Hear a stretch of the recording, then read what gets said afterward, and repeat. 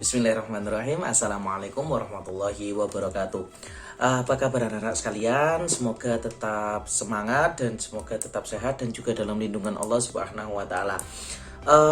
Pada pertemuan kali ini atau pada pembelajaran kali ini kita tidak menggunakan Google Meet ataupun tidak daring seperti biasanya, melainkan menggunakan video pembelajaran yang sudah Ustadz buat. Nah, adapun pembelajaran kali ini anak-anakku sekalian kelas 4 ya, baik kelas 4A ataupun kelas 4B. Kita pada pembelajaran kali ini akan belajar tentang khitan. Apa sih khitan itu? Ada yang ngerti enggak? Khitan. Oke, khitan artinya adalah sunat. Benar. Jadi khitan itu adalah sunat yang biasanya kalau di Indonesia banyak dilakukan oleh anak laki-laki atau laki-laki remaja atau bahkan bayi laki-laki. Itu adalah khitan ataupun sunat. Nah, adapun khitan atau sunat itu sebenarnya apa sih Ustadz? Apa sih khitan atau sunat itu Ustadz? Ustadz jelaskan. Sunat atau khitan itu adalah memotong. Asal katanya memotong. Memotong apa Ustadz? Memotong ujung kemaluan dari laki-laki. Kalau misal anak-anak punya adik di rumah, adiknya laki-laki, coba dilihat. Mohon maaf, coba dilihat di kemaluannya adiknya. Di kemaluannya adiknya itu mesti ada kulit di ujung dari kemaluannya itu. Nah, kulit itulah, misal ini contoh. Misal. Nah, kemaluannya di depannya di sini tuh ada kulit. Nah, kulit ini loh yang dipotong. Loh, Ustadz emang kenapa kok dipotong Ustadz? Iya nak, harus dipotong.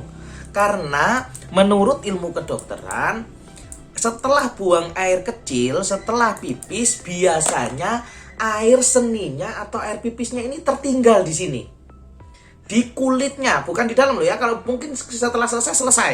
Jadi setelah selesai bersih sudah. Tapi biasanya kalau masih punya kulit di ujung sini, air pipisnya itu ada di ujung sini tuh loh. Nah, karena ada di ujung ini, makanya kalau dibawa sholat atau kalau semuanya belum sunat, berarti dia itu sholatnya dalam keadaan masih najis. Sekarang saya tanya lagi, sholat dalam keadaan masih najis sah apa tidak? Coba diingat-ingat. Kalau seumpamanya sholat masih membawa atau masih dalam keadaan najis, sholatnya tidak sah. Kalau sholatnya tidak sah, dan dia nggak ngerti kalau sholatnya tidak sah, berapa banyak sholat yang tidak diterima oleh Allah. Nah, makanya hukumnya sunat itu wajib bagi laki-laki. Hukumnya wajib bagi laki-laki sebelum akil balik bahkan. Jadi sebelum laki-laki sebelum akil balik atau sebelum balik dia harus wajib sunat. Nah, kira-kira yang sudah kelas 4 ini siapa aja yang belum sunat? Cepat-cepat sunat tuh ya.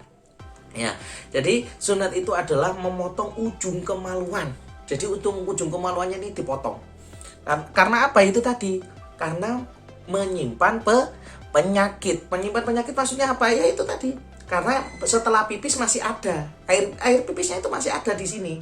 Jadi masih tersimpan atau masih ketinggalan, nggak benar-benar bersih seperti itu. Nah, itu hukumnya khitan tadi apa? Wajib bagi laki-laki. Nah, kemudian sejarah khitan itu sendiri bagaimana Ustadz? Jadi khitan itu sendiri sebenarnya sudah ada mulai dari zaman Nabi Adam. Iya, dari zaman Nabi Adam. Cuma sampai zamannya Nabi Ibrahim kok sudah mulai banyak yang lupa, nggak banyak yang khitan. Akhirnya Allah menyuruh kepada Nabi Ibrahim untuk berkhitan. Lah, adapun yang berkhitan pertama kali itu sebenarnya istrinya bahkan. Nah, istrinya Nabi Ibrahim yakni Siti Hajar atau Sayyidah Hajar. Itulah yang khitan. Beliaulah yang khitan pertama kali. Kemudian baru Nabi Ibrahim dan setelah itu baru Nabi Ismail anaknya. Loh, khitannya Nabi Ibrahim ngerti umur berapa nak? Umur 80 tahun. Usianya 80 tahun baru khitan. Nah, adapun Nabi Ismail waktu itu masih 13 tahun. Nah, jadi zaman dahulu karena masih karena masih nggak ada kedokteran juga kan, nggak ada ilmu kedokteran juga zaman dahulu. Jadi khitan atau sunatnya itu tua-tua. Umurnya 80 tahun baru sunat tuh. Nabi Ibrahim umur 80 tahun baru sunat.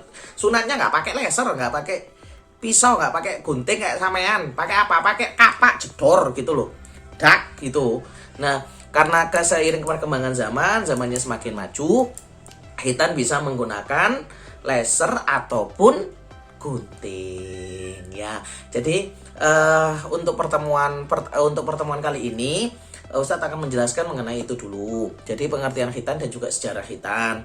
Mohon untuk diperhatikan ya. Insya Allah di minggu yang akan datang kita akan mulai lagi meet-nya. Kemudian baru nanti akan ada soal-soal yang harus sampean kerjakan. Ustadz cukupkan dulu. Kalau ada salah kata Ustadz mohon maaf. Tetap semangat belajar di rumah. Patuh ya ayah bunda. Ustadz akhiri. Wallahu muwaffiq ila aqwamit thoriq. Wassalamualaikum warahmatullahi wabarakatuh.